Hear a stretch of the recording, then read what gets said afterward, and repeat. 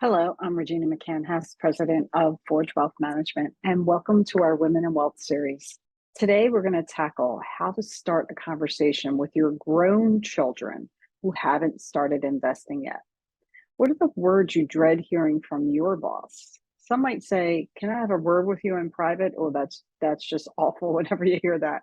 Or the even more anxiety-inducing, "We need to talk." That's, I can't help laughing because I cringe whenever I hear these said to me. So, what follows could be anything ranging from the worst news of your career to a casual invite to lunch. With the latter, you may wonder why on earth they would choose to start the conversation in such an ominous way. Likewise, if you're planning to talk to your 20 something child who hasn't started investing yet, the key to a productive conversation is how you start it. Many parents find themselves getting off on the wrong foot, which effectively ends the conversation before it starts. We all been there when they were teenagers. We had that happen. Now we're trying to get it a little bit more in the right direction with them when they're in their 20s. So let's try these conversation starters to encourage your son or daughter to start improving their own financial future. Things that we're going to cover: things to say, things not to say, and objections they may have, and then how do you respond to them? Okay, so first, let's talk about things to say. A direct approach, such as, you need to start saving, can earn you an eye roll and a disinterested look. Try an indirect approach like this: "Do you know why you have a huge advantage over me when it comes to investing?" Starting a conversation with this question inspires curiosity. Your child will likely wonder how this is possible since they assume you're more experienced and have more money to invest. But young people actually do have an advantage, and that advantage is time, and it's the secret weapon of investing. Now, your son or daughter may not realize the benefit of starting to invest at a young age, even if they only have a small amount to invest. Here's how to help them see that each year they're not investing is a missed opportunity for financial growth. So let's talk about a hypothetical scenario. A 25-year-old and a 50-year-old each invest one-time investment of $1,000, and they earn an average of 10%.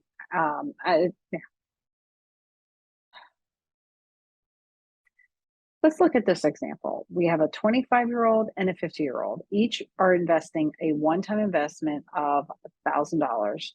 And that $1,000 is going to earn a 10% average annual return, and it's going to keep invested until they're 65 years old. Over the course of 40 years, the 25-year-old will come up with about $53,700. Now, with only 15 years in the market, the 50-year-old would only have $4,454. The difference is clear. Investing early and allowing compound interest to grow can pay off. Here's another question you can ask your 20-something. Do you think you could ever be a millionaire? This question garners intrigue as well as some doubt. When it comes to finances, many 20-somethings are focused on the short term, like, for instance, their student loans. Can they afford their rent? And also enjoying living on their own. Becoming a millionaire probably seems far from a realistic goal, especially when they might be just trying to stay afloat financially. In reality, investing early and consistently can make becoming a millionaire probable. Let's talk about another scenario. Imagine that a 25-year-old begins investing $160 each month and earns a 10% return annually in a tax-deferred account until he or she is 65.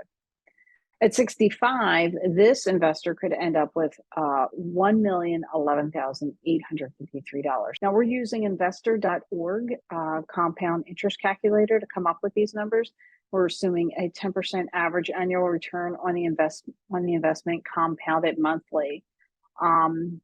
So just keep that in mind when we're doing this. Now, of course, obviously, there's going to be years where you make more, years where you make less, but this is just kind of a hypothetical conversation, so we're just kind of sticking with a straight line number.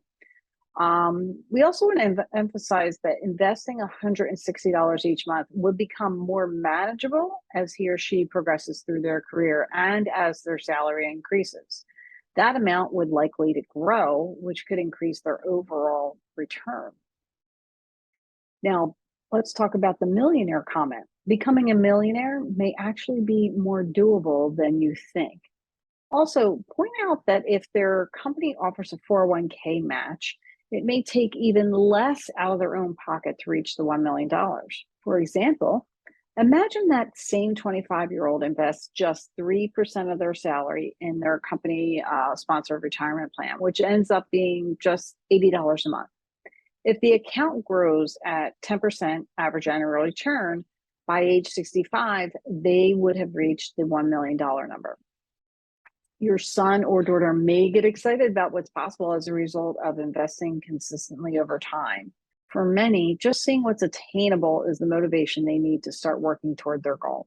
Now that we've covered how to start your conversation, let's discuss some of the challenges parents tend to run into when discussing investing.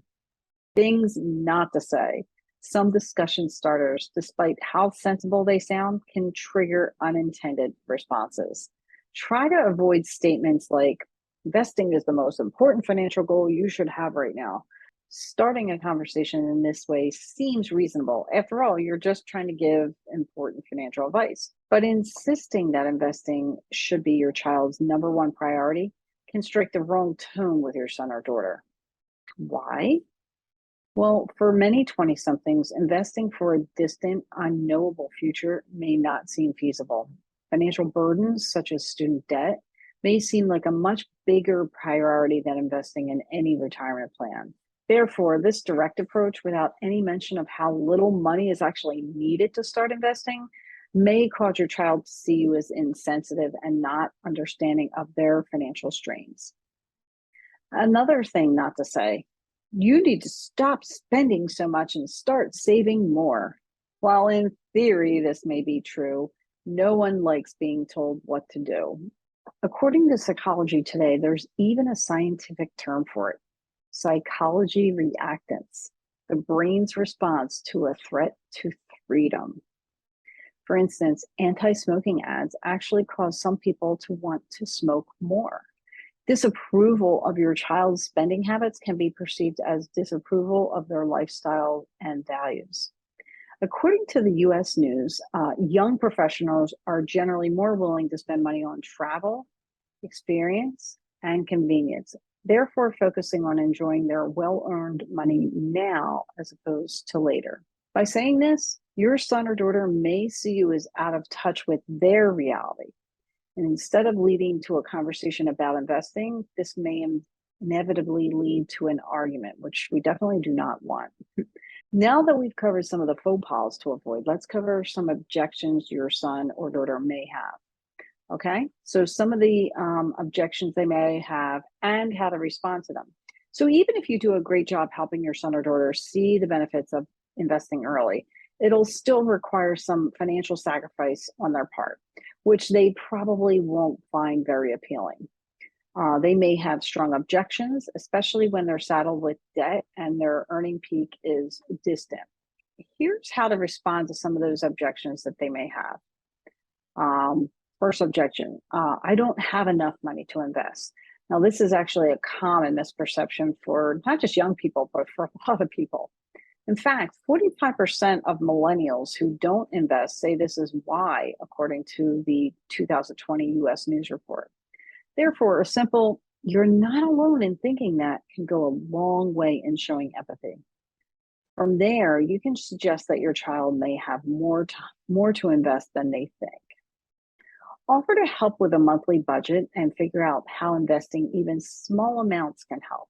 Another objection could be, I'm afraid to lose money in the stock market. Again, this is a legitimate fear for young people who witnessed or were impacted by the 2008 financial crisis, and also the market dropping by March of 2020, according to the Wall Street Journal, and a drop of more than 21% by June of this year, 2022, according to CNBC. So, this year they're definitely getting to experience the volatility and the downturns in the market. So they may be a little bit, nervous about that.